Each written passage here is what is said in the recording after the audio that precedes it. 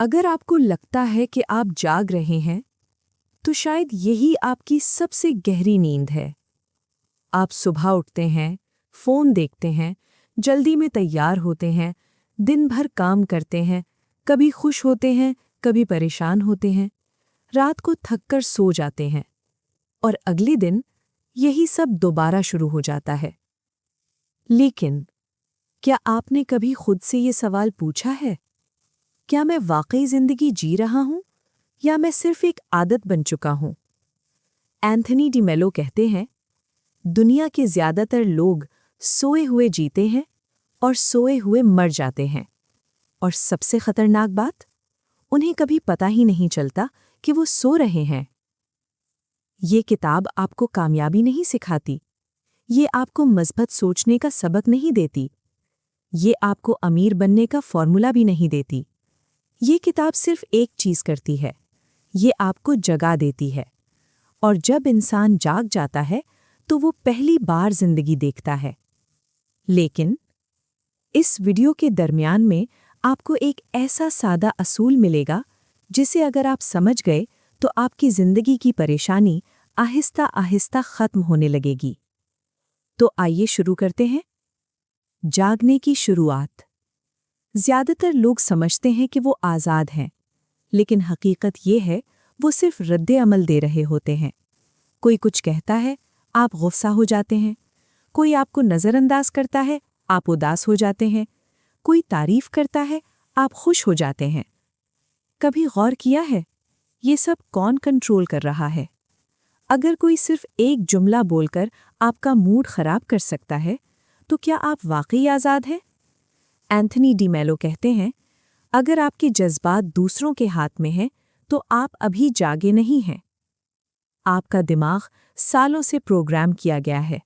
بچپن سے آپ کو بتایا گیا، یہ اچھا ہے، یہ برا ہے، یہ کامیابی ہے، یہ ناکامی ہے، یہ عزت ہے، یہ شرمندگی ہے، اور آہستہ آہستہ آپ اپنی زندگی جینا چھوڑ دیتے ہیں۔ آپ صرف پروگرام کے مطابق جینا شروع کر دیتے ہیں۔ یہی نیند ہے۔ جاگنا کیا ہے؟ جاگنا یہ ہے جب آپ غصے میں ہوں اور آپ دیکھ سکیں، میرے اندر غصہ پیدا ہو رہا ہے۔ جب آپ پریشان ہوں اور آپ دیکھ سکیں، میرے اندر پریشانی پیدا ہو رہی ہے۔ یہی آگاہی ہے، اور جس چیز کو آپ دیکھ لیتے ہیں وہ آپ پر حکومت نہیں کر سکتی۔ لیکن اصل مسئلہ اس سے بھی گہرا ہے۔ ہم حقیقت کو ویسا نہیں دیکھتے جیسی وہ ہے، ہم حقیقت کو ویسا دیکھتے ہیں جیسا ہمارا دماغ دیکھنا چاہتا ہے، اور یہی اگلے باب کا سب سے خطرناک راز ہے، وہم اور وابستگی۔ انسان اس لیے دکھی نہیں ہوتا کہ اس کے پاس کم ہے، انسان اس لیے دکھی ہوتا ہے کیونکہ وہ چمٹا ہوا ہے۔ آپ چیزوں سے نہیں چمٹے ہوتے، آپ اپنی توقعات سے چمٹے ہوتے ہیں۔ آپ چاہتے ہیں لوگ آپ کو سمجھیں، کوئی آپ کو چھوڑ کر نہ جائے، آپ ہمیشہ کامیاب رہیں، لوگ آپ کی عزت کریں۔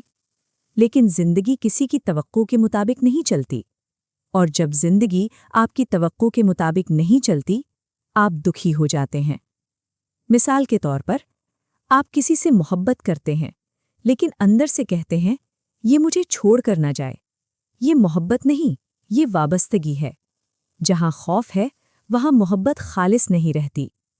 اینتھنی ڈی میلو کہتے ہیں، محبت آزادی دیتی ہے، وابستگی قید بناتی ہے۔ لیکن سب سے خطرناک وابستگی آپ کی اپنی شناخت ہے، اور یہی اگلے باب کا سب سے طاقتور راز ہے، انا اور شناخت۔ آپ خود کو جو سمجھتے ہیں وہی آپ کی سب سے بڑی قید ہے۔ آپ کہتے ہیں، میں کمزور ہوں، میں مضبوط ہوں، میں کامیاب ہوں، میں ناکام ہوں۔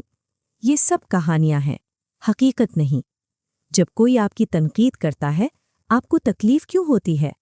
کیونکہ آپ کو نہیں، آپ کی بنائی ہوئی تصویر کو چوٹ لگتی ہے، اور جس دن آپ نے یہ فرق دیکھ لیا، آپ آزاد ہونا شروع ہو جاتے ہیں۔